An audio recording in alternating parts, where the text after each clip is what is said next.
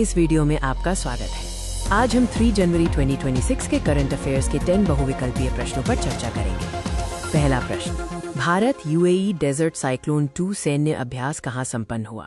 सही उत्तर है Abu Dhabi में। ये अभ्यास 18 से 30 दिसंबर 2025 तक अल हमरा ट्रेनिंग सिटी अबू धाबी में आयोजित किया गया था। इसका उद्देश्य शहरी युद्ध अभियानों में समन्वय मजबूत करना था। दूसरा प्रश्न, किस देश ने क्रिप्टोकरेंसी माइनिंग और ट्रेडिंग को कानूनी मान्यता दी है?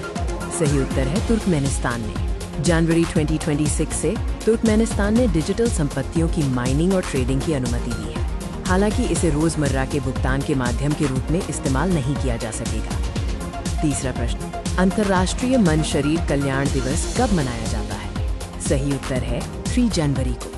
इस दिवस का मुख्य उद्देश्य मानसिक और शारीरिक स्वास्थ्य के आपसी संबंध के प्रति जागरूकता बढ़ाना है। यह संतुलित जीवन शैली को अपनाने का संदेश देता है। चौथा प्रश्न, वेनेजुएला पर कथित तौर पर बड़ा हमला किसने किया? सही उत्तर है अमेरिका ने। अमेरिका द्वारा किए गए कथित बड़े हमले से वेनेजुएला में राजनीतिक अस्थिरता बढ़ी है। विस्फोटों से राजधानी कराकास में इमारतें हिल गईं और बिजली आपूर्ति बाधित हो गई। पांचवा प्रश्न, किसे डीम्ड टू बी यूनिवर्सिटी का दर्जा प्राप्त हो सकता है?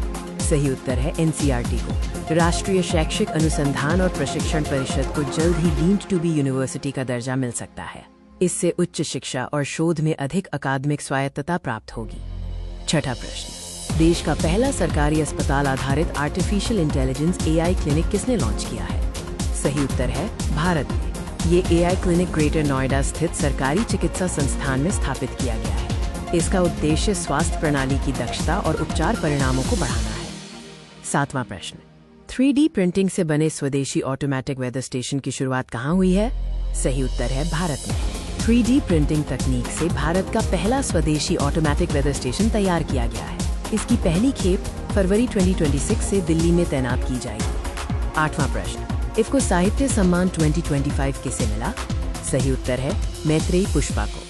उन्हें ग्रामीण समाज और कृषि जीवन की वास्तविकताओं को सशक्त रूप से प्रस्तुत करने के लिए ये सम्मान दिया गया है। यह पुरस्कार Indian Farmers Fertiliser Cooperative Limited द्वारा दिया जाता है। नौवां प्रश्न, यूरोजोन की 21वीं सदस्यता किस देश ने प्राप्त कर ली है?